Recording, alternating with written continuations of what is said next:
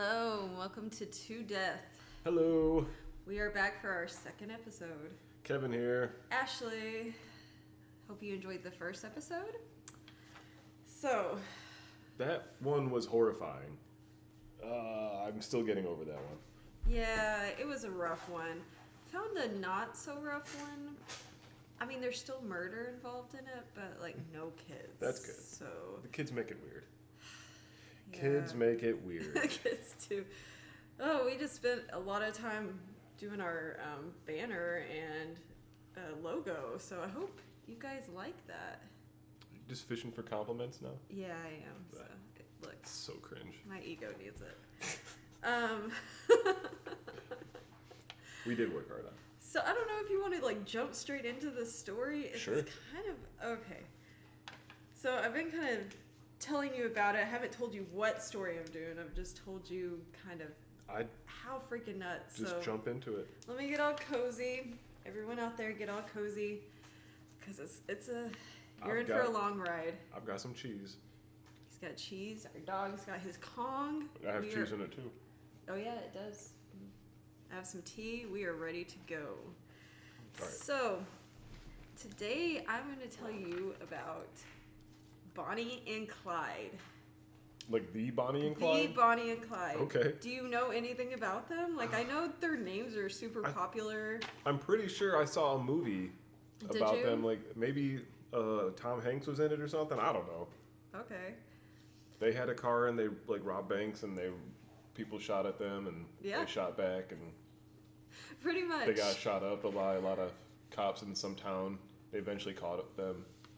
I swear I saw a movie on it. I'm sure there's tons of movies, there's tons of TV shows. Everybody's heard of Bonnie and Clyde. You know, I have always heard of Bonnie and Clyde, and I've never actually heard the story of them. I just kind of knew who they were. All right. So we're just going to dive into this one, and I thought it was going to be kind of a cut and dry case to research, but holy crap, it is a lot. Like, they did a lot of stuff. So we're just going to jump in. All right, so we'll start off by talking about who they were individually, right? So Okay. Bonnie Parker was born in 1910 in Rowena, Texas. She was the middle child. Of course, she's a Texan. Hi, Betty. Okay. Dog. Yeah. She was the middle child. Her father actually died when she was 4 years old. So her name was Bonnie Parker? Bonnie Elizabeth Parker. Bonnie Elizabeth Parker. Yes. Her dad died when she was very young. That which sucks. I'm sure that didn't help. Do you know what he died of? It didn't say. No. I mean, I probably could have researched that a little bit more, but I mean, how'd you not know I was going to ask that? I should have known that. Carrying on. I know. I was joking. Apparently, she really loved to write poems. Okay. And a lot of her poems have been published since their death, and she was very good at it. I was reading about her, and there's not a lot about her in her early years, but she actually got married for the first time at 15 years old. Really? Yes, in 1926, So- which I know back then Sure. So, and we already established that the dad died when she was 4 years old. She was 4 years old. That sucks.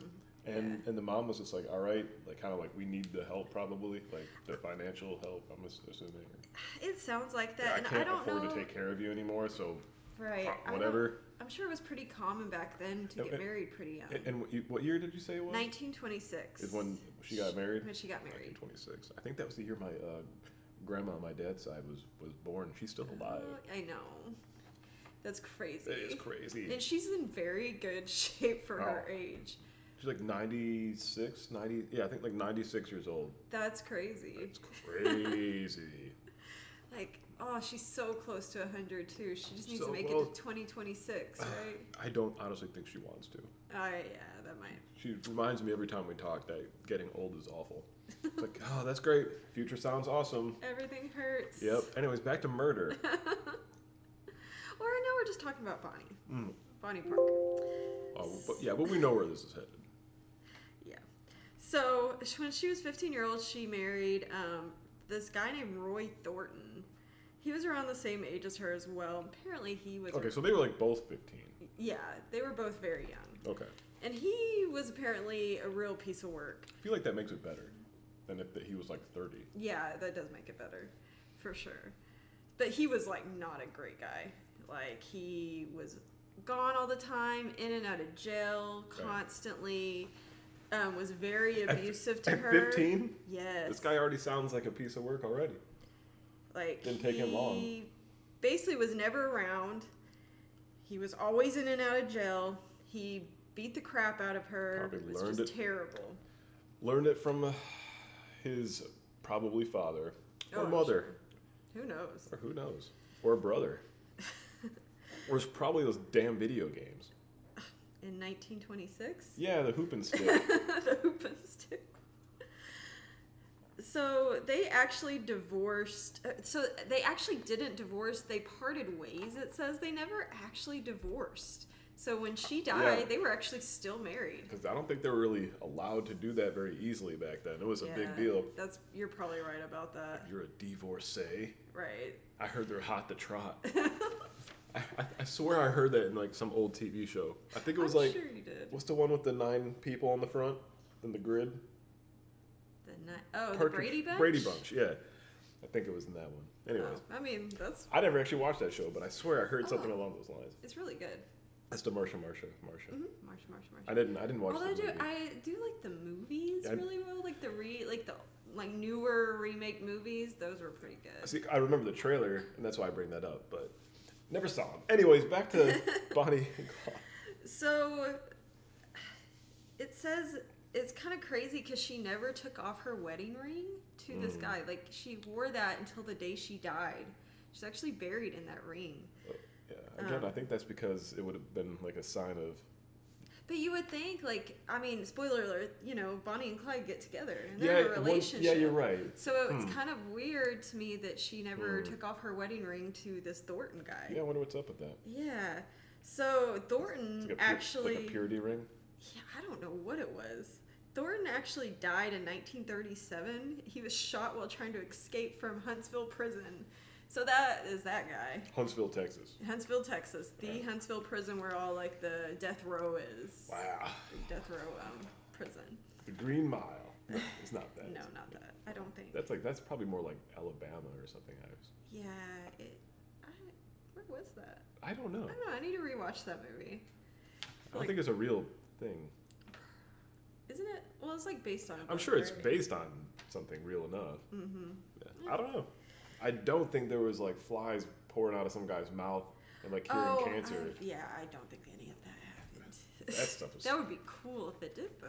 Grabbed the guy by his crotch and cured his venereal disease. That movie was weird. It was weirder than I thought it was going to be, honestly. I didn't know all that magic stuff was going to happen. I thought it was just like a movie about like death row. I have a hard time with that movie because I cannot watch that mouse get killed. It just tears my heart open. No, right? Doesn't the guy like step on the box? Yeah, oh, fuck he, like, that. crushes the mouse. I hate that. Yeah, I hate it. I mean, I think that one guy brings it back. Anyway. I'm more bothered by that than all the people that these Bonnie and Clyde people are going to shoot up, I'm sure. Aw. So that poor mouse. I know, that poor mouse. Ugh. But then they do the thing with the sponge. Isn't that the movie where they don't put it in the water like they're supposed to, and they put it on dry so the guy gets like yes, fried? They like torture him basically. Yeah, I think that stuff probably actually happened. That was the guy. That was the guy who had the mouse, right? Mm-hmm, so his mouse gets crushed, and he gets like tortured. But doesn't the guy bring the mouse back to life? Oh, he does because it's a Disney movie. No, it's not. It's not. It should be though, right? Right. Does he? Okay. Actually, okay. I'm pretty sure if I'm remembering correctly. And the mouse I think lives. the guy brings it back to life. All right, good. We can get back to the show now. I'm much better. You're much better after you remember that part. Yes. So then let's talk about Clyde. Clyde Barrow is his full name. He was born in 1909, so he's about a year younger than Bonnie. Clyde Barrowed? Clyde Barrow. Barrow. Okay, gotcha. So he was born to a really poor family in southeast, in Ellis County. It's like southeast of Dallas, and he was the 5th of 7 children. Okay. So talk about a big family, and they were poor. I'm one of 6. Yeah, I guess you technically are, aren't you? Yeah. Even though you really were so much older when those 4 Oh, were yeah. born. Yeah. So, but yeah, I guess you were. I am one of 2. Yep. So his family was so poor, I read that they were living under a wagon for a little while. Why not so they were living under somebody else's wagon? No, it was their wagon, but they were living under it? They would sleep under it, for shelter. Interesting. I guess there's just not enough room I in guess their wagon. so is what it was. And so they lived under their wagon for a while until they saved enough money to buy a tent. Interesting. I'm like, good God, what that a sucks. life. Yeah. So, I can see why they would kind of felt like they had not a whole lot to lose. Mm-hmm. So he pretty much started his life of crime pretty early. His first arrest was in 1926. So you're good at math. 1909 to 1926. How old would he have been? Say again? 1909 to 1926. He'd have been like 17? 19? 19? Okay. So his 1905 to the 26. So, or is it 1909? 1909 Mm-hmm. plus 16 would be 25. 1925. I think, I don't know. I'm bad at math apparently. I'm good at it if I have a scratch pad. But anyways, I don't think it's important. It's not. Anyway, so he had his first arrest in 1926 because he didn't return a rental car. First of all, they had rental cars in 1926. I was just thinking that, they didn't go to Avis, Yeah, isn't that weird? I found that strange too. But that was his weird. first arrest, and then he was also arrested that same year, a little later on, for possession of a stolen turkey. So we're just starting out this life of crime, right? Stealing turkeys, not returning cars. Because at this time, I can I feel bad for him. I mean, he just didn't return a car and they arrested you? That's kind of nuts. By the way, 1909 to 1926 would be 17. Okay, so he was 17. We solved the mystery. I needed the watch to tell me. That's so embarrassing. We do math good here.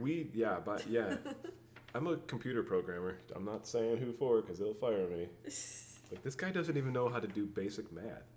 Well, I don't either. All right. So embarrassed. So from 1927 to 1929, he was arrested so many more times. He was arrested for robbing stores. He did safe cracking. He stole cars. He was just out there doing everything he could. Probably it didn't help that he was super poor. Probably was trying to survive too, I would imagine. I mean, I'm sure he didn't have all the avenues available. No, I wouldn't think so. And isn't this the 20s? That's Depression time? Yeah. Is that correct? I believe so, yeah. Okay, so everyone was just struggling. Well, that started, I think, at the end of, there was it was the roaring 20s, wasn't it? And then at the end, it busted, right? Let's see. Let's make sure. We don't want to get those facts, grade school stuff wrong. Look, you can keep going. The internet. Yeah.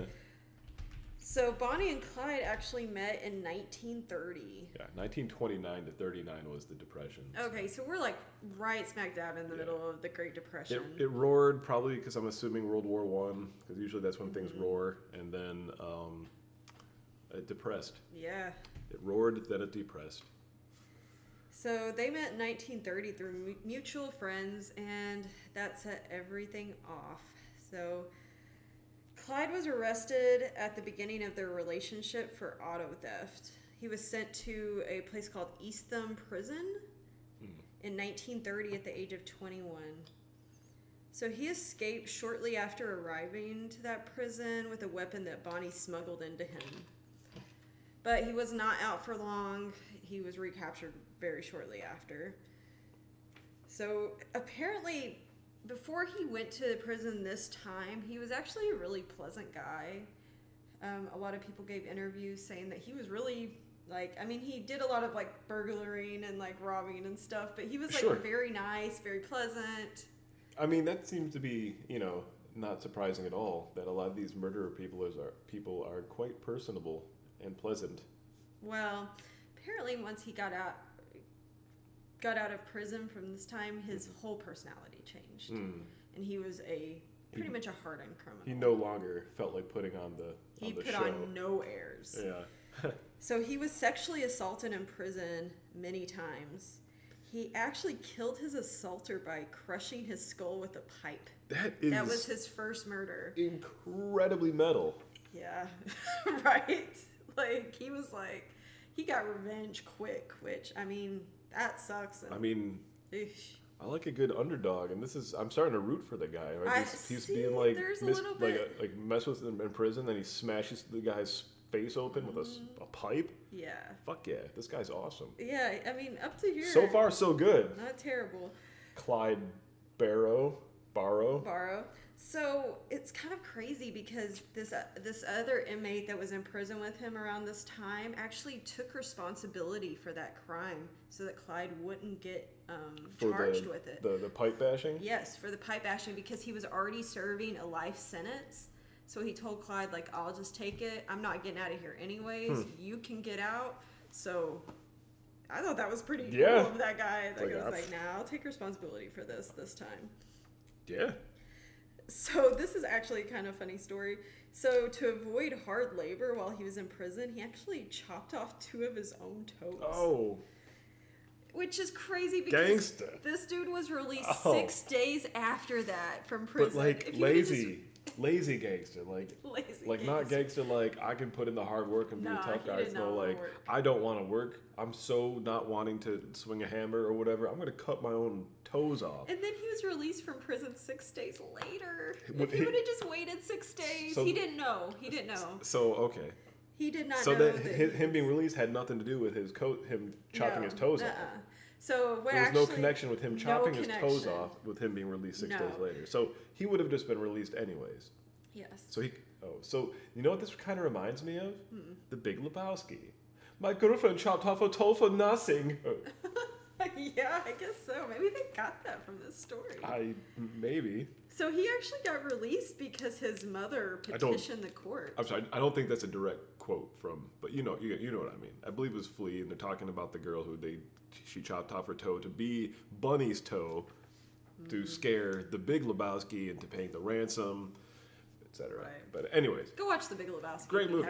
Great movie. Oh really? Jeez, if you haven't, what are you doing? What are you doing listening to this and not watching? Turn this off. Pause this right now after you like it and subscribe to. No, delete it and never listen again. But go watch the Big Lebowski and then let it like sink in for a long time, and then maybe if life ventures you back here, then great. Anyways, Clyde Barrow. Clyde Barrow. So his mom petitioned the court. That's why he was released. So he was released in 1932. His mom got him out? Yeah, his mom petitioned the court, wrote a long letter about how much she wanted him out and how he didn't deserve to be there. And he was let out. And apparently his friend said he was very bitter after his release. He was not the same person.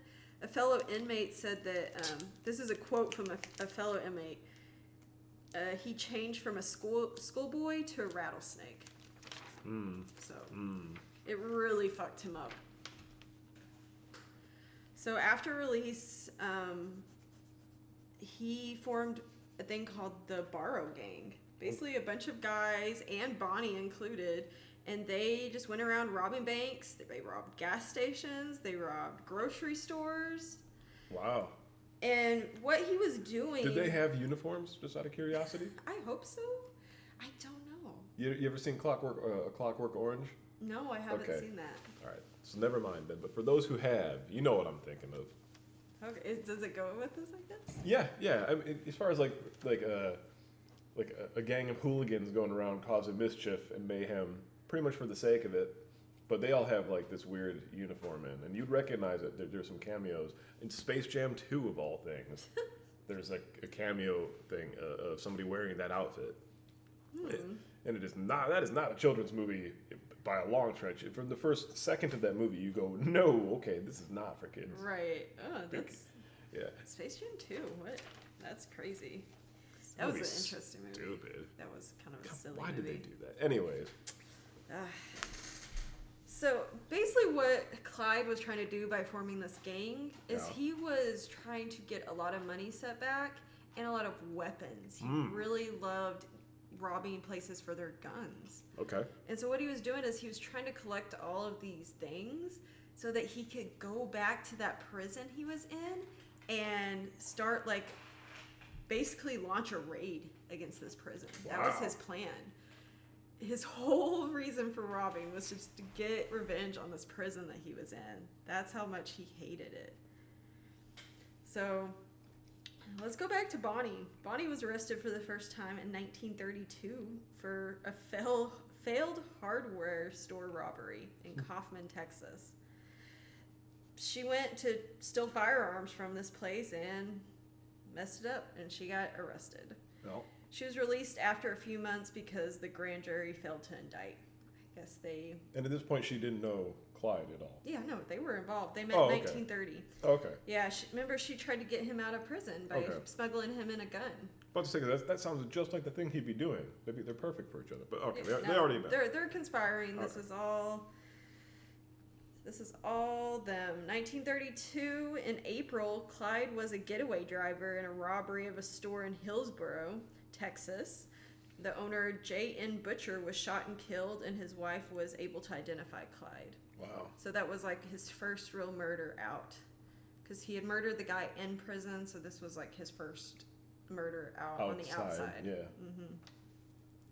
So Clyde and a friend killed Sheriff C.J. Maxwell and Deputy Eugene Moore in a parking lot of a country dance in Oklahoma one night. They were just hanging out at this dance, and these two officers, confronted them about something, and they shot and killed them right there. Wow. So it was kind of like no looking back after that. While I was reading, it was like after they killed those people, they were like, That's we're what we're doing now. That's what we're doing. That's what this is now. Because it sounded like to me, the owner of the store, I don't think he was supposed to be killed. It was kind of like it just kind of happened. But sure, they meant to kill these officers. And then apparently he has another murder that they haven't ever confirmed that was him, but it's alleged that it was. He was alleged to kill Howard Hall during a robbery in Sherman, Texas that same year too. Okay. Christmas Day, 1932, Clyde and his gang murdered Doyle Johnson, while stealing his car in Temple, Texas. So I'm just going through, these are all these people that this guy's starting to kill. So, and then soon after that, he killed Deputy Malcolm Davis on January 6, 1933, when they wandered into a police trap set for another criminal. Oh, really? Yeah, so they had just wandered into this like kind of trap. Wasn't even for them, and they killed another deputy. Damn. So that's like I think we're up to like 3 law enforcement officers that they have killed now, the Barrow Gang. Wow. Yeah. So they were trying to catch themselves a little squirrel, and they got themselves a bear. Yeah, I'm sure they were not expecting that. 'Cause now I'm curious about what criminals they were trying to catch. Right, yeah. I want to know that story. I mean, there's a lot of questions I have about several of these murders that you're talking about. Like, yeah, I could have really gone deep into these murders, but we would have been here for like 4 hours. I mean, whatever. So, the police, Yes. Sorry, I lost my place. Sorry. Embarrassing. Okay.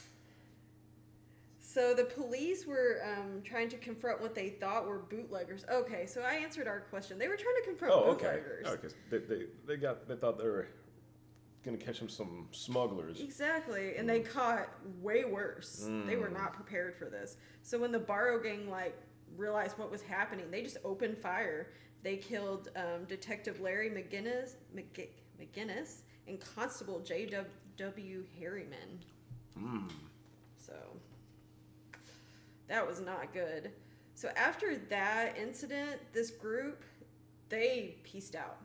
They were on the run because they just killed a bunch of, they killed 2 officers and injured a bunch because they just opened fire. Right. So they left. At this point, you start to have the National Guard on you and that kind of thing. Yes. So this was the thing that set off the big hunt for these people. They were wanted. I can see their pictures on all those the wanted signs. Yeah, the saloon doors. Mm-hmm. Did they have saloons back then? No, I think this might be a little after that. Yeah, I think so. So they on the speakeasies and flapper tappers. Flapper tappers? Yeah, I'm sure that was it. That's where the flappers tapped. The flappers tapped. So they pieced out. They actually left so fast that they just left behind like all of their shit. They didn't go back and get it from this guy's apartment. And they had a large arsenal of weapons there. There was a handwritten poem by Bonnie and a camera with several rolls of undeveloped film. Do we have these poems? Yeah, they're actually published. Okay, yeah. Cool. So you could like go look them up. There's also a really famous picture of Bonnie that was found on this undeveloped roll of film where she's basically like, Bonnie's posing with a cigar and a gun. Nice. And it was like published, and I think this like the Globe is the one who published this picture, and people went crazy for it back then. Like they thought it was so awesome, and it actually made people like this Barrow gang. They were like really into it. Well, people like an underdog and like an outlaw, Yeah. It's kind of romantic, right? So this group, after they left Texas, fuck you can't. I'm not going to do. Right, they thought they were cool. Yeah, you can't do. Right, wait, fuck you. You can't do. What's the Rage Against the Machine thing? I can't think of it right now. Fuck you. I won't do what you tell me. There we go. That's what they said. You can't do. I can't do this, that. I do not know that song. No, it's oh, you don't know really? Fuck you. You can't do it. Oh, you can't. Now I can't think of it again. You messed me up. No, I messed me up. It's all my fault. So this group took off, right? They left Texas, and they ranged as far north as Minnesota, and then they tried to rob a bank in Indiana, Lucerne, Indiana, and then they robbed another bank in Oak Bend, Minnesota. I think it's Bomb Track. Anyways. So they actually ended up kidnapping Dillard Darby and Sophia Stone in Louisiana. So now they're kidnapping. Now they're kidnapping. Whole other thing. So basically, they were trying to steal Dillard Darby's car, and they kidnapped. This was one of the several events between 1932 and 1934 in which they kidnapped police officers or robbery victims. So they just started like kidnapping people. They usually released their hostages far from home, sometimes with money to help them return. So they would like just drop people off and give them money and be like, fuck off. Yeah. So they didn't kill them. They let them go. That's good. That's better. But the Barrow gang... We're learning. They digress very hard, though. Oh, no. The Barrow gang did not hesitate to shoot anyone who got in their way, whether it was a police officer or an innocent civilian. So if, like, you were cool with them, they would go drop you off. Sure. But if you tried to, like, interfere... rat them out or cause them any problems. Try to hinder them doing what they were going to do, they would shoot you. You're done. They didn't care. Yeah, you're out of the way. Eventually, they don't got time for you. So eventually, the cold-bloodedness of their murders opened the public's eyes to the reality of their crimes. So basically, once like they started killing just innocent people, the public was like, all right, these people aren't as cool as we thought. Right. And therefore... We've all seen that superhero movie. What superhero? I don't know. I'm being generic. Okay, like I don't know, like Spider-Man or like Iron Man, they're the hero, but then like they accidentally get somebody killed, or something happens, they wind up killing somebody. Then everybody turns on them, and now the people that once loved them hate them. I'm pretty sure that's Iron Man. I mostly know that from the the Black Sabbath song. That, and it's kind of the premise for The Incredibles. So yeah, exactly. Right. Mm-hmm. So when I say we've all seen that superhero movie, the generic. I got it now. Cool. But yeah, they like... You made me feel like I was a moron. I just needed explanation. Not good. I'm just glad it wasn't me. So they the photos, like they published a bunch of photos, like we said, from that camera thing, and all the public knew exactly what these people looked like. Okay. So it made it really difficult for them to move around the country like they were. Yeah. Because everyone knew what they looked like. So everyone was looking for, and there's a reward, no doubt. We're gonna get to the reward. Okay. Yeah. So they really were trying to hide and not draw attention to themselves, but it was really hard. Sure. I'm sure they had like put on the like little mustaches and like the I can just see them the glasses with like the nose. Nothing to see here, folks. So apparently in 1930, Barrow failed to see warning signs under a construction bridge while driving with Bonnie and another person in their car near Wellington, Texas, which is kind of around where I grew up. So this is northern Texas, which they call West Texas. I don't know why. Don't ask me. It's like at the top part of Texas. It was very confusing. Right? Isn't it near like Oklahoma border? Yeah, kind of. So this is Wellington, Texas. So it sounds fancy. Wellington. It does. I think it's just a really crappy tiny town. If you're from Wellington, please don't come for me. I'm sure it's a fine town. No, if you're right, they're probably like, yeah, this place sucks. I'm from a little podunk town in North Texas too, so don't worry. I feel you on that. No, I'm not. I'm from the big city. You are. Not really. So suburbs. So he's driving, right? And he doesn't see these signs for construction under this bridge. He drives under there and flips their car into a ravine. Nice. Because he wasn't paying attention to this construction going on. Bound to happen.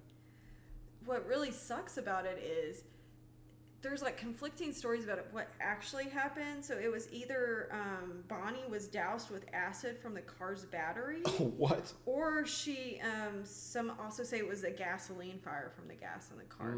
She got 3rd-degree burns, like all up her leg. And it was so severe that her muscles were like contracted and caused her leg to like draw up. And it was serious. Like 3rd-degree burns are not anything to mess with, but they couldn't go to a doctor because they're on the run. Right. They couldn't do anything. Got infection. So I was reading this, and they had to basically like pour whiskey on it.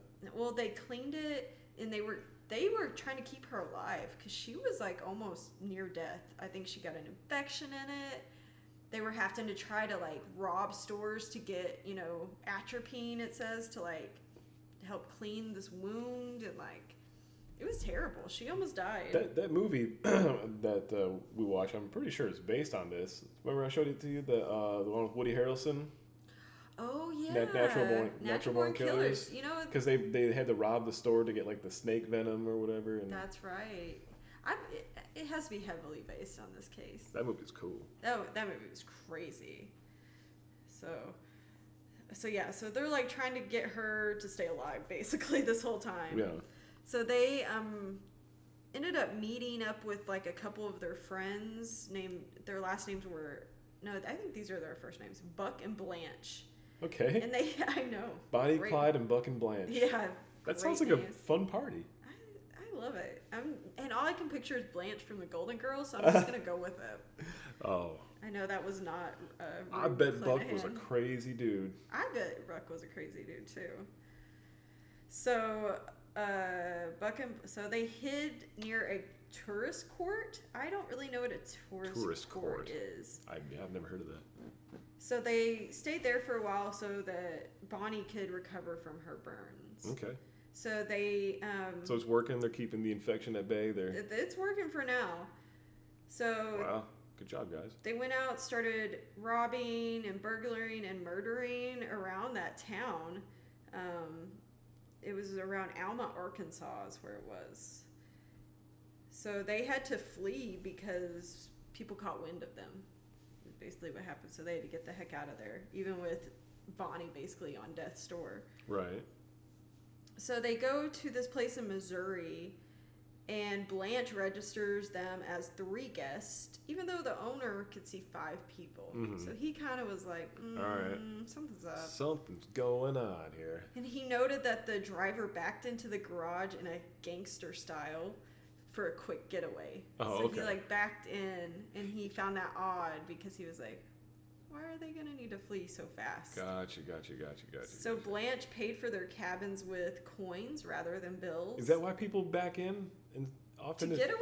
No, like because that's like considered to be like gangster style. Oh. Is that why people? Because there's some situations where it's like not really pragmatic, is it a word? I hate it. Practical? Yeah. In my garage at work, Yeah. I work on a multi-level parking garage. I don't work on that garage, but like I have to park there. I hate when people back in because it they takes block everyone. It takes a long time, yeah, and you have to they wait. don't know how to do it. Right, quickly. right. It's I just terrible. pull in forward because it's Same. fast.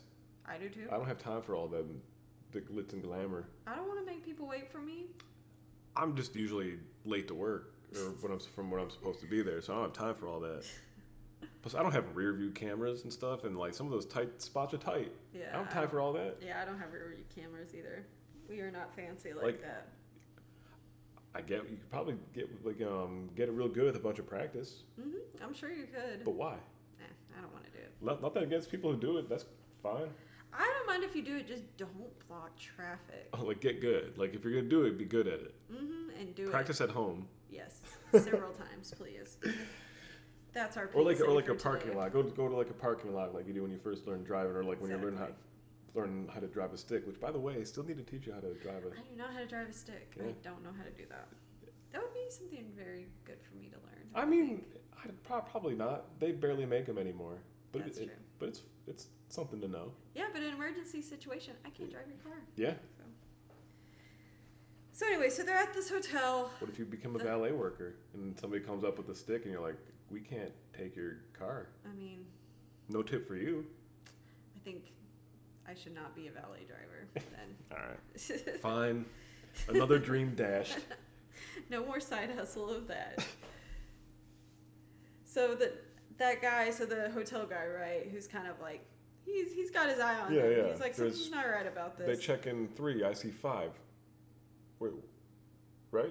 You said they put down 3 people? There were more people. He saw more people, and she actually paid for their rooms in coins rather than bills, which he thought was odd too. And they backed their car in. That was another thing he thought was odd. And then he noticed that they taped newspapers all over their windows. Yeah, that and they were like, that to me would be the biggest sign that they are doing something that is shady, maybe. Exactly. And then she also paid for 5 meals instead of 3. Right. She had said that there were only 3 people. Sure. So he said that they also, their outfits were not typical for the women in that area. So that the women were not dressed how you would normally see women. I see. That's funny. They had cultural, like local, like ways of dress. My assumption is probably a lot of women back then wore dresses and skirts, and probably she was like probably. I'm gonna imagine Blanche and Bonnie were rolling up there in like some pants, something like that, or some like what do they call those? Like the water ones where they go like this high. Oh, high waters. Yeah. That's what I'm assuming is probably the wading ones you can go. There's high waters isn't the name that I know capris. of. Capris. That's it. There's a couple different names. Probably rocking some capris and some Tommy guns and. Like that woman does not look correct. Yeah, she stood out. Yeah. Where's the bonnet in the Bible? Exactly. They're in Texas, right? No, they're actually in Missouri. Okay, right so now. Probably even more so. I don't know. Missouri's. I don't know anything about Missouri. I don't know anything about Missouri either, but I'm assuming it's pretty like Bible belty and old-timey. I would think so. I think probably most places were like that. They say right? people from there don't even say Missouri, right? It's like they call it Missouri. Right? Missouri. Yeah. I think. I haven't met very many people from Missouri. Honestly. Me neither. If you're from Missouri, let us know how you guys say Missouri. Do you say it Missouri? Or Missouri. Missouri. And what's your thoughts on women in pants? Yeah, I mean. Or capris. If you could give us a perspective from someone in the 1930s, that would be great too. So, thank you. Yeah. That's your homework. Oh, they don't want to do homework. Okay. Nobody fine. wants to do homework. I don't want to do homework. So this hotel person, right? Hotel person. The head of it. Yeah. He went to the highway patrol. Highway patrol. Yeah. Not like the local sheriff or. My assumption is he probably already had a working relationship with this person. Okay. So he went to Captain William Baxter of the highway patrol. Sounds British. Yeah. Captain William Baxter. Yeah, it does sound British. I hope he was British. Maybe. That would make the story cool. So he told. That would do it. That would Something would. So he basically goes there and was like, listen, there's these people here. I don't know what's up with them, but something's up. Like, I need you to investigate this. So Clyde and one of the people he was with went into that town to purchase some bandages, crackers, cheese, and atropine to treat Parker's leg. And the druggist that sold them the stuff actually contacted the sheriff, who put the cabins under surveillance. So the pharmacists, like, this town was paying attention. I'll give it to them. They blew the whistle on these people pretty fast. So Sheriff Coffey led a group of officers towards these cabins at 11 p.m. armed with machine guns. Nice. Tommy guns? Tommy submachine gun? Aren't those Tommy guns? Thompson submachine guns. I believe those are the Tommy guns, yeah. So big, like the big circular that's so clips. cool, yeah. So gunfight. They're all talking with the accent, you know. Listen here, copper, see, and I hope that's how this all went. You'll never take us alive now. Yeah. See, like, so come out, Barrow. We've got you surrounded. It's probably exactly how it sounded. We don't want any trouble, see? Everyone's seeing. Everyone has to see it. I love their accents. Yeah, it is. Yeah, I do love that too. I really wish something like that would come back. Oh, like Janet Snakehole. Yeah, exactly. Yeah. That's a Parks and Rec reference. Yes. But yes, exactly. Precisely. Old timey radio. Yeah, I love that voice. Bring it back, guys. There's your homework. Let's Bring back a whole dialect. Let's just all start talking like that, and then it'll just catch on. Welcome to the Two Death Podcast, see? Hello, that's our new intro.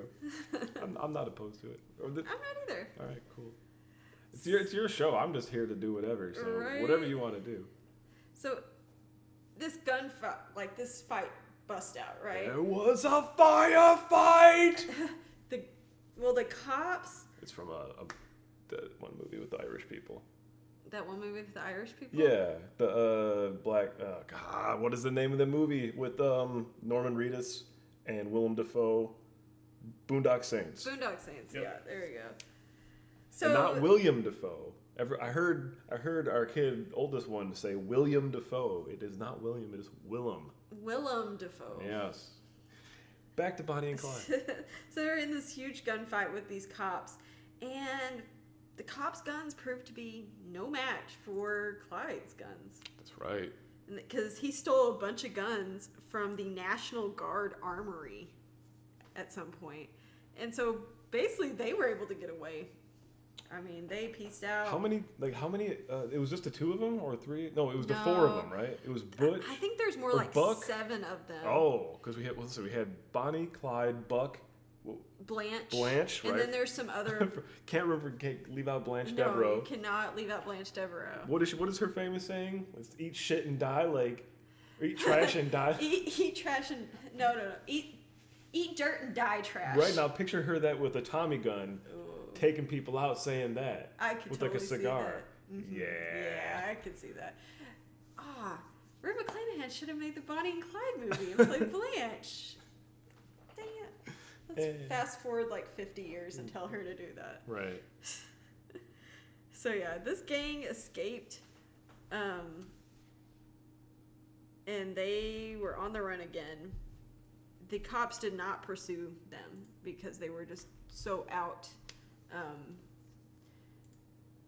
don't know how you would say that. They were outgunned, I guess. Outmanned. Outgunned. Oh, don't make me start. Don't make me start doing the Hamilton rap. Outgunned, outmanned. So the gang. You've got to have ships and black. I don't even know how that thing goes. They talk about ships guns and guns. Ships. And so the balance shifts. With Rochambeau, we rendezvous with Rochambeau, consolidate their gifts. See, I always associate Rochambeau with the South Park version of that, is where two typically male people kick each other in the nuts, alternatively, until one of them quits. Oh, okay. And last man standing, man at that point, if you can still call yourself that after getting kicked in the nuts that many times, standing wins. So that is always what I think about. So even in watching Hamilton, when they're singing, I'm picturing these people on stage just kicking each other in the nuts. Wow. When they're talking about Rochambeau. Back to Bonnie and Clyde. Good God. I can just see the people. Oh, can you imagine the people in Hamilton doing that? That's exactly what was going through my head. The C-Jack guy and playing George Washington, and the Hamilton guy, and And the It's French. just Lynn and CJ Yeah, just- and David just like kicking each other in Oh! the balls. It's like, all right, you win. You win. Rochambeau. America wins. We win. If that, we should solve our problems like that. Yeah, it'd probably be less Less bloodshed. less bloodshed. Just a couple of balls lost. So here's the crazy Anyway. part. Sorry, guys. Here's the crazy part about this gunfight, and I found this insanely interesting. So this guy, it was Buck, Mr. Buck here. Buck Wild. He got shot in the head. Ooh. During that fight. Not wild anymore. Basically, he got shot in the forehead, where it exposed a lot of his skull bone, and it exposed his brain. And Blanche was nearly blinded in both of her eyes from glass fragments. So they did not make it out of that very well. But imagine this. This guy's just walking around with bone in his brain showing. Just walking around like nothing. That's crazy to me. It's kind of gangster and kind of crazy that he's just walking around with a big hole in his face. Yeah, I mean, that sounds like Walking Dead. Yeah. So the gang are on the run once again, and they camp out at an abandoned amusement park in Iowa. So Buck, he's not doing so well. He's got this hole in his head. Yeah. He's like in and out of consciousness. Jesus Christ. He actually was so bad that Clyde and another guy dug a grave for him. Right. Because they were like, "You're gonna die, dude. Yeah. It's not looking good." Well, he hung in there. He didn't die at that point. Buck Wild. So all these like residents around that abandoned amusement park started noticing all these bloody bandages. Right, and somebody walking around with a hole in their head. Someone walking around with a hole in their head. So these residents alerted. Graves being dug. Right. Right. So they notice all this, and they actually. Some flags are being risen. Right. There's lots of red flags, like literally with blood red flags. So the residents tip off the police that the Borough gang are there. Right. So local police officers and approximately 100 just spectators gather at this place to see this confrontation. Yeah. Like, this was their entertainment. They're like, we're all meeting here. Hell We're yeah. going to watch this go down. I would be scared. Like, are we going to get shot? That's part of the fun. That risk. So Clyde, Bonnie, and another guy that they were with escaped on foot. Buck, poor Buck, he got shot in the back of the head. He survived one gunshot to the head just to be taken out by another. Yeah, he got taken out. It was just meant to happen. It was meant to be. And it's crazy though, he actually didn't die after getting shot in the back What? of the head Oh either. my God. He actually died in the hospital. What does this remind you after of? they shot him from? He died from pneumonia Oh, in the hospital after a damn. surgery. Lungs took him out. Yep. No amount of headshots has taken this guy out, but some lung stuff. Damn. And Blanche was also captured in that raid too. So Blanche is in custody. What movie is that where they keep thinking somebody's dead, but they're not, and they keep coming back and have to like keep killing them? It was like a comedy of some kind. I can't remember. I can't remember either. I think I know what you're talking about, but I cannot even remember. Yeah. So for the next 6 weeks, the ones that got away, they just kept going everywhere. They went to Colorado, they went to Minnesota, they went to Mississippi, and they continued to commit armed robberies all around the way. They restocked their arsenal. They robbed a big armory in Illinois, and they acquired 3 bars, B-A-R-S, I don't know what that is, and handguns and a large quantity of ammunition. So they got all start back up. So this is where it gets weird, and I was kind of like, do they really do this? So they're on the run, right? Mm-hmm. They're trying to evade all this law enforcement. Well, they decide in September they want to go back to Texas and visit their families. Okay. They just want to say hi to everybody. Yeah. Stop and say hi. See how say Ma's hi to doing. Yeah, so they go back. The one guy that escaped with them that came back, he actually decided to go to Houston, where we are right now, to visit his family, and he was caught while he was in Houston visiting his mom. Those Houston police, they'll get you. Got to watch out. So he got... Got to make sure your tags are right. He got. Oh yeah, you gotta make sure your tags are right. Uh-huh. On November 22nd, they narrowly evaded arrest while trying to meet members of their family in Sowers, Texas. So they almost got caught there. As Clyde drove up, he sensed a trap and drove past his family's car, at which point the deputies stood up and opened fire with machine guns. Damn. So they were on them. Yeah. And he sensed it, and they got out of there. I feel like this is the Tom Hanks part of the movie. Tom Hanks part of the movie. Yeah, the Bonnie and Clyde movie. Oh, see, I haven't seen the Bonnie and Clyde movie. I feel like Tom Hanks is in there. Go ahead. I really need to see it. Yeah. No, I was just trying to picture. Did he play Clyde? No, I think he was like a cop. Or even if he was even in this movie, even if this even is a real movie, I'm looking up. By all means, don't wait for me. I was just taking a drink of tea. Okay. Okay. So on November 28th, a Dallas grand jury delivered a murder indictment against Bonnie and Clyde for the killing in January that year, nearly 10 months earlier, of County Deputy Malcolm Davis. And it was Bonnie's first warrant for murder. So now they got a whole big thing on their head. On January 16th, 1934, Clyde orchestrated the escape of several inmates from East End Prison. Nice. The raid generated negative publicity for Texas, and Clyde seemed to have achieved what historians suggest was his overriding goal: revenge on the Texas Department of Corrections. So he did what he set out to do. He did a successful raid on this prison and got some of his buddies out. He made them look bad. He made them look terrible. The Barrow Gang. It wasn't Tom Hanks. It was Kevin Costner. Oh, Kevin Costner. And I think it was the Highwaymen. Okay. Yeah. Yep. That's what I'm thinking of. Okay. I was like, oh, am I imagining things? Is my brain doing that to me again? Or just... Oh, Kathy Bates is in it. Look at that. Yeah, it was good. It was good. Interesting. Not according to Rotten Tomatoes. Oh, it was terrible? Yeah, it's got Okay. like a 58 or whatever. It's got 6.9 on IMDb. So it's 82% by Google. Google's usually pretty forgiving, so all in all, it was kind of meh. It looks, but I thought it was alright. It's a good like bar movie, which is I think where it played. It was at that little bar around the corner. Yeah. Yeah. I've watched a lot of movies there, like parts of a lot. That's of where movies. I saw most of those superhero movies. Like, the Marvel movies? Yeah, like that's where Thor Ragnarok and all. The It's Jeff an Goldblum interesting one. place to Yeah. watch those. Yeah, I mean, it makes it just. There's not a real complex story going on. That's there's all right. One guy needs to beat up this other group for some reason because they stole the magic jewels and Right. whatever.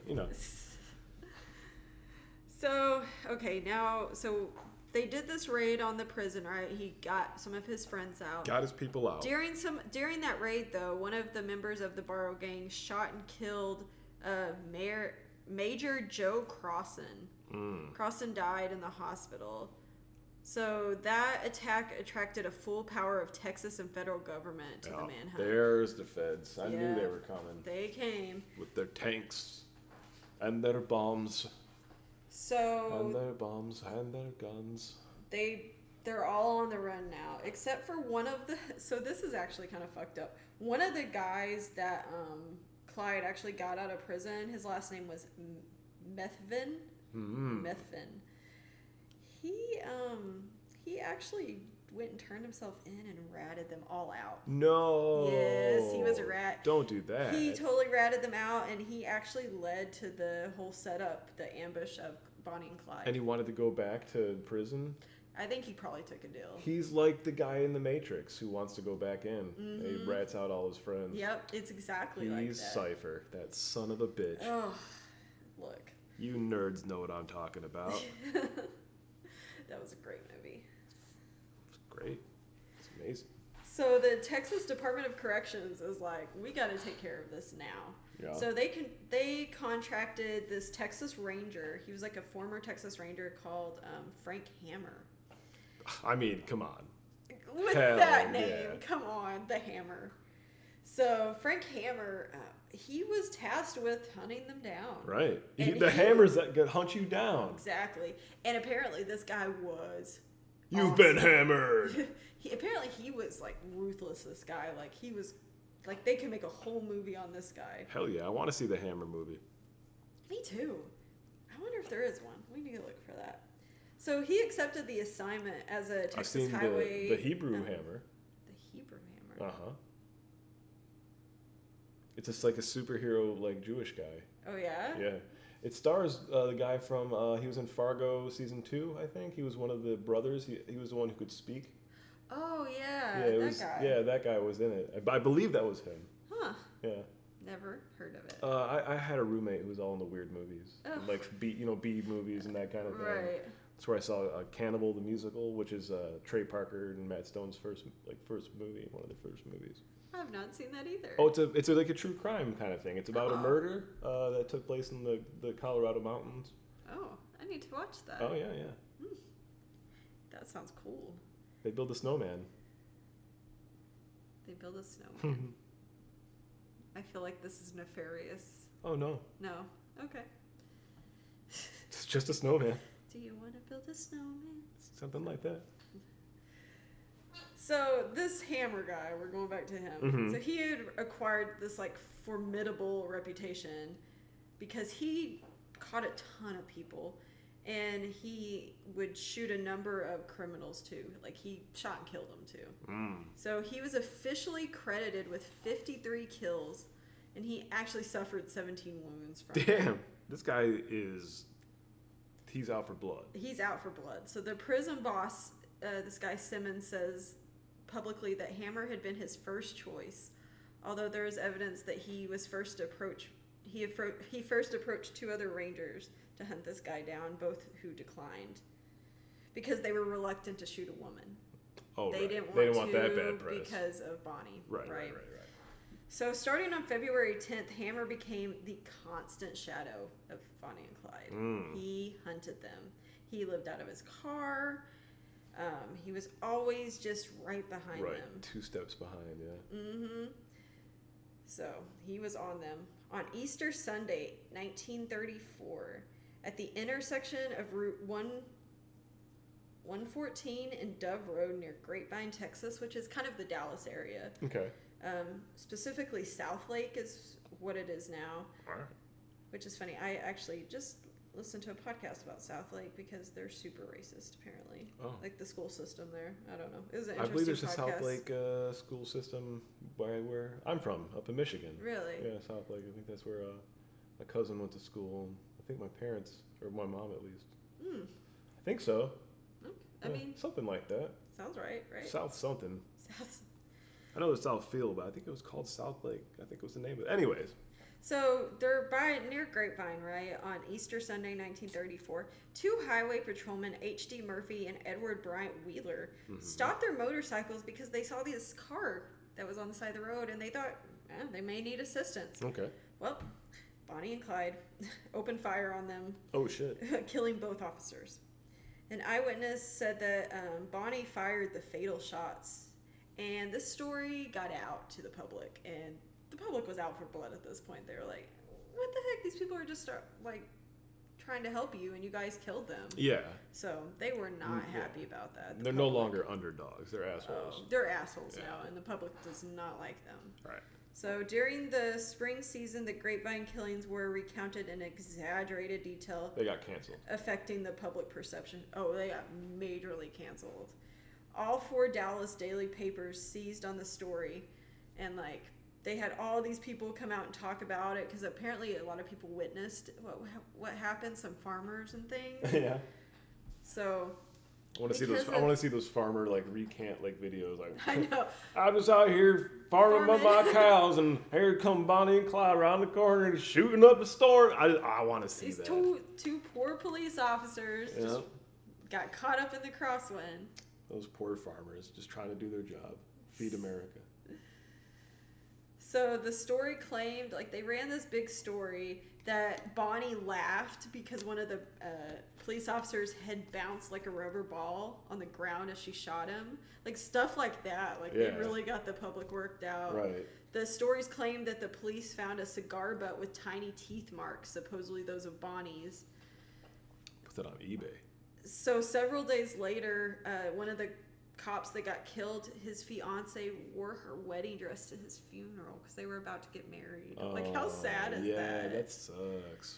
And they like took pictures of that and put it in the newspaper, and like people were pissed. Right.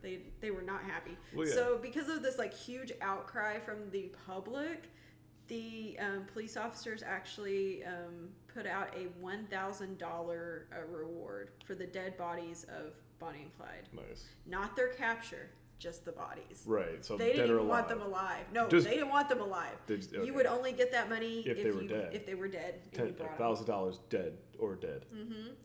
And then they added another $500 for each of the two killers, which meant that for the first time, Bonnie's there was a specific price on Bonnie's head since she was so widely believed to have shot Murphy. Okay. So you could get let's see. So on top of the 1,000, you could also get basically another 1,000 from this other person. So it's like $2,000. Yeah. Which what that translates to in modern money? I have no idea. Probably like 50,000, 100,000. That's a lot of money probably back then. So, somewhere in there, I don't know.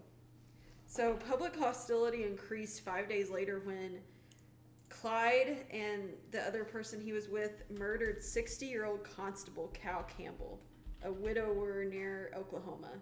So they kidnapped him and they were going to let him go. It says they kidnapped the police chief.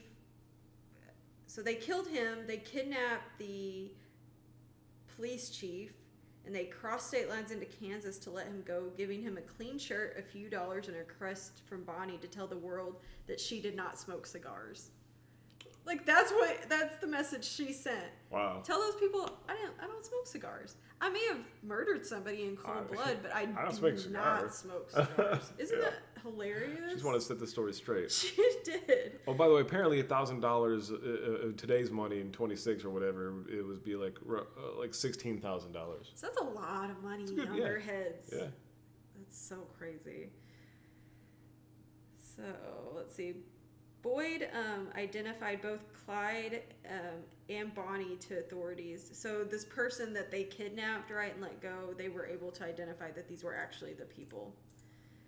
So this historian writes that for the first time, Bonnie was seen as a killer, actually pulling the trigger just like Clyde. Whatever chance she had for clemency had just been reduced. The Dallas Journal ran a cartoon on its editorial page showing an empty electric chair with a sign saying reserved for Bonnie and Clyde. Damn. So they are public enemy number one. Wow. So by 1934, Clyde had 16 warrants outstanding for him, multiple counts of robbery, auto theft, escape, assault, and murder in 4 states. Hammer, who had been tracking the gang on February 12th, led the posse.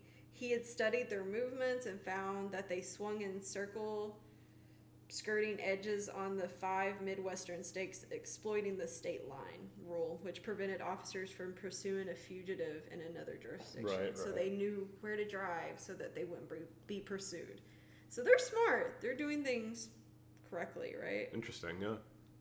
So the gang's itinerary centered on family visits. So they were going to visit people's families. Again, like, they need to stop visiting their families. It's really messing them up. So human instincts will get you. So at approximately 9:15 on May 23rd, so this is in 1934 now. Mm-hmm. The posse was still concealed in the bushes and almost like, so they basically formed this 4-person posse. The Hammer, and it consisted of a few other like rangers, basically. They set up this whole posse to catch them. So they basically were on this road hiding in the bushes. waiting for Bonnie and Clyde to come through because they knew they were. They had studied their movements. Right. So they were about to give up. They said, we've been waiting here forever. We're not going to catch them today. We're going to pack it all up. Well, last second, they heard a vehicle approaching at a high speed. So they're like, all right, we're going to do this. All right. If it's not this one, we are packing it up, folks. Pretty much. So this almost didn't happen. Right. So in the official report, they state that they had persuaded Methvin. So this is the guy who ratted them out. He was actually there. Okay. They had told him to position his truck on the shoulder of the road that morning. They hoped that Clyde would stop and speak to him, putting his vehicle close to the posse in the bushes. So they hear this car coming, and it's them. It's their Ford V8, right? Mm-hmm. And Clyde was the one driving. Bonnie was in the passenger seat. So this posse, I guess, ended up just raining bullets down on this car the second they saw him. So one of them, the first shot hit Clyde in the head and killed him instantly. Oh, wow. So he died very quickly. The officers fired 130 rounds, emptying each of their weapons into the car. So the two, Bonnie and Clyde, had survived all these gunshot wounds before this, but this just took them out. Right. And apparently they were saying, someone that was there was saying once Clyde was shot in the head, they could hear Bonnie crying and but she didn't survive much longer after that. Apparently, their body was so riddled with bullets that the coroner that embalmed them couldn't keep the embalming fluid in them. Just leaked out? It just kept leaking out because there were so many bullet holes. Yeah. So that was it for Bonnie and Clyde. They were killed in just a rain of bullets. Turned into corned beef hash. Yes. So after the ambush, 112 bullet holes were in the vehicle. Damn. Which around 1/4 struck the couple. So 1/4 of that 112. Yeah. Ugh. So. Wow. Yeah. A crowd gathered on the spot. Apparently this huge crowd gathered to see and this crowd was being kind of crazy. They went in, they were touching the bodies. Oh, yeah. They were jostling them. One lady cut a lock of Bonnie's hair off and took pieces of her dress, and they were sold as souvenirs. Isn't that that's sadistic? I think that's too much. I mean, that sounds exactly like what people would do now and then put it on TikTok. It is. It's people have not changed. I get it. I'm interested in true crime. I would never go to the scene of a crime and take things from these deceased people. I mean, if anything, I would want to mess with the crime scene. I know. Hinton returned to find a man trying to cut off. So this guy, one of the cops, saw some guy trying to cut off Clyde's trigger finger. Oh, to what? Take it, yeah, oh my God. as a souvenir, and that was stopped. It was crazy. So they hey, stop cutting off his finger. See? Leave it there. See? So the population of so they were killed in Arcadia, Louisiana. Okay. Is where they were killed. So this town, the population of that town swelled from 2,000 to 12,000 within hours just to see this whole murder scene. It was such a big to do that these people started selling beer near the crime scene, and the beer that was normally sold for 15 cents a bottle jumped to 25 cents. These people were making money. Damn. They sold sandwiches. Quarter for a beer? Yes. What kind of bullshit is this? I know, right? This is a Dave Matthews Band concert? No. They were just having a party. They were eating sandwiches, drinking beer, all by this crime scene. Yeah. That's so crazy to me. It's really sad, though. I read this part where Clyde's dad actually went to go identify his body. Yeah.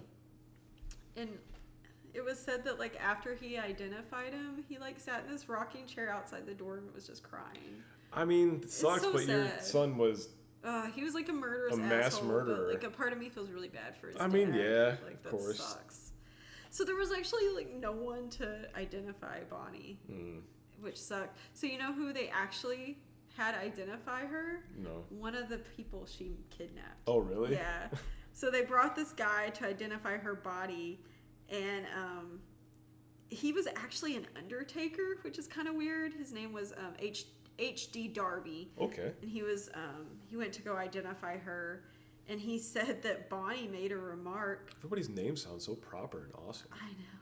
So the undertaker, this guy said that Bonnie actually joked while he was kidnapped by her, saying, "Oh, you're an undertaker? Huh? Maybe one day you'll be working on us." Oh. So very freaking weird, and Oh, yeah. he actually did assist in Oh, the foreshadowing. Yeah. So that, that's the story of Bonnie and Clyde. Wow, they Isn't got that in crazy? it. Yeah. They were like, Had a rough upbringing, met through some mutual friends, and just started busting out of prisons and stuff, and getting into a whole bunch of murder hijinks. yeah, and it's crazy because I think you said it in the beginning. At first, I was kind of rooting for them. Yeah. They kind of seemed like kind of Peter Pan-ish type of people, like kind of trying to stick it to the man. Like, I think you're thinking of Robin Hood. Robin Hood. I so was not. I'm Peter like, what does Pan. Peter Pan have to do with this? He's like flying to Neverland with fighting Captain Hook. I cannot make the connection. No, Robin Hood. You're so right. So like they were kind of like Robin Hood. Right, steal from the rich and give to the poor, but yeah. But they just went off the rails and started killing everybody. They just messed it up. Yeah. But I didn't know all of that about them. I kind of want to like do some more research about. Go watch some of the shit. that movie, that Highwaymen movie. Yeah, that was probably gonna be interesting. With the Waterworld guy. The Waterworld guy. Yeah, it was in Kevin Costner. Oh, I've never seen Waterworld, so. I haven't really seen the whole thing. I've seen parts of it. It seemed fine. Kind of boring.